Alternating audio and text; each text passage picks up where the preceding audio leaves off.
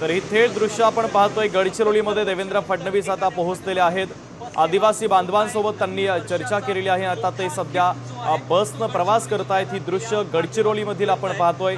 राज्याचे मुख्यमंत्री देवेंद्र फडणवीस नवीन वर्षाचा पहिला दिवस गडचिरोलीमध्ये आदिवासी बांधवांसोबत आणि जवानांसोबत ते साजरा करतायत, त्यांना शुभेच्छा देतात।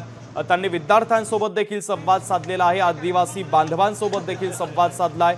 पेनगुंडा पोलीस मदत केंद्राला देखील त्यांनी भेट दिलेली आहे आणि देवेंद्र फडणवीसांनी आदिवासी बांधवांसोबत चर्चा देखील केलेली आहे। तर काही विद्यार्थ्यांसोबत आणि जवानांसोबत देखील देवेंद्र फडणवीसांनी हा संवाद साधलेला आहे। नवीन वर्षाचा पहिला दिवस जवानांसोबत आदिवासी बांधवांसोबत ते साजरा करतायत। तर जवानांच्या वतीने मुख्यमंत्र्यांचा सत्कार देखील केला जाणार आहे। तर ही थेट दृश्य आपण पाहतोय।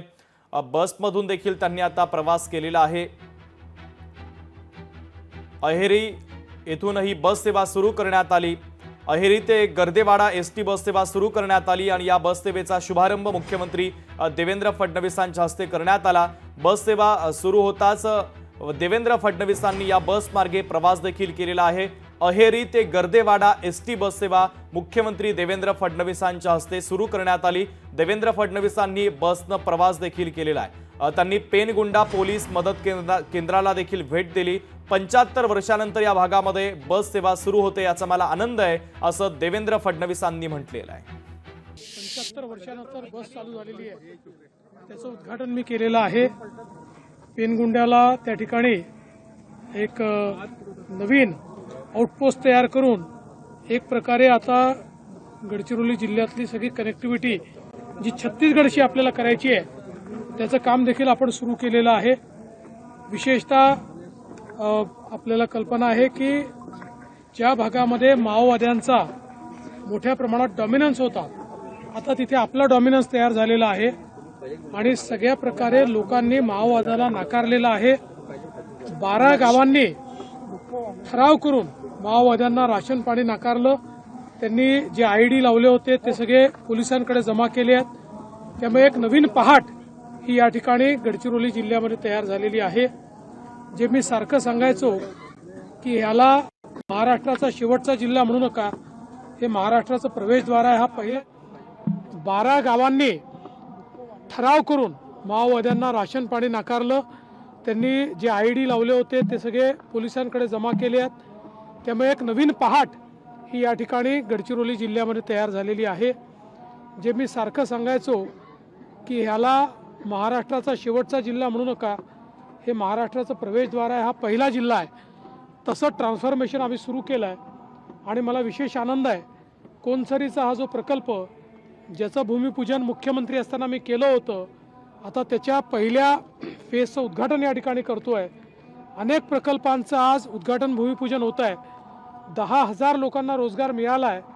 5,000 अजून 10 महिन्यामध्ये काम पूर्ण झाल्यानंतर रोजगार त्या ठिकाणी मिळणार आहे। त्यामुळे मोठ्या प्रमाणात जे ट्रान्सफॉर्मेशन आहे ते आपल्याला पाहायला मिळत आहे आणि आपलं जे स्वप्न आहे की गडचिरोलीला स्टील सिटी ऑफ इंडिया करायचं, त्याकडे वाटचाल आपली सुरू झाली आहे।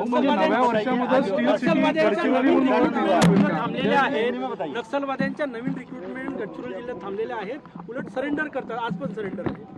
जवळपास गेल्या 4 वर्षामध्ये एकही गडचिरोली जिल्ह्यातला किंवा महाराष्ट्रातला तरुण किंवा तरुणी माओवादी संघटनांमध्ये सामील झालेले नाहीत।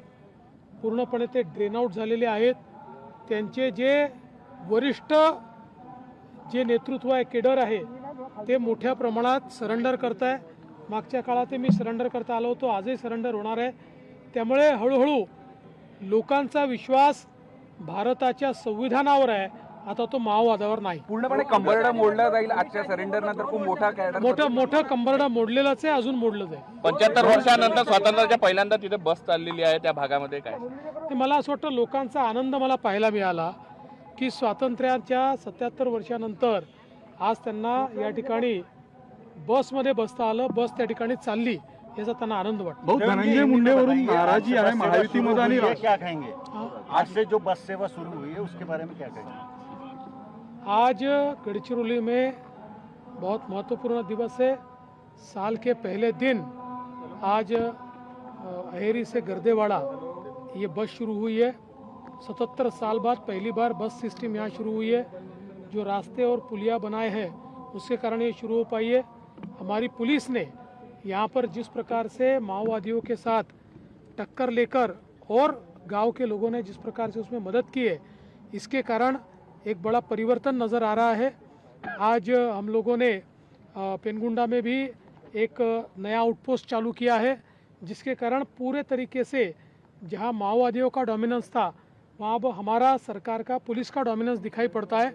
लोग सामने आए हैं, लोगों ने ग्राम सभा के ठहराव करके हम नक्सलियों के साथ नहीं, हम भारत के साथ हैं, भारत के संविधान के साथ हैं, महाराष्ट्र में हम लोग साथ में हैं, इस प्रकार के उन्होंने प्रस्ताव पास किए हैं। तो मुझे लगता है एक बहुत महत्वपूर्ण। और उसके साथ साथ गढ़चिरौली में जिस समय मैं मुख्यमंत्री था, हमने बड़े पैमाने पर यह माइनिंग एक्टिविटी शुरू की थी।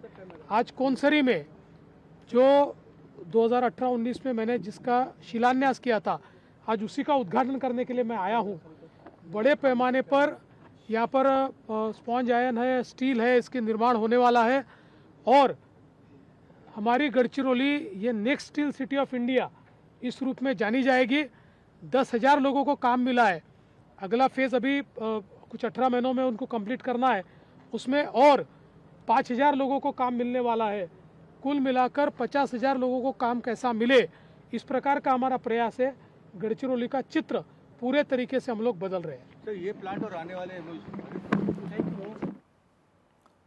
तर देवेंद्र फडणवीस हे माध्यमांशी बोलत होते। गडचिरोली हा महाराष्ट्राचा पहिला जिल्हा आहे। छत्तीसगड सोबत कनेक्टिव्हिटी आता गडचिरोलीची वाढलेली आहे आणि त्यासाठी हे सगळे प्रयत्न सुरू आहेत। तर मुख्यमंत्री देवेंद्र फडणवीसांचा गडचिरोलीचा दौरा आहे।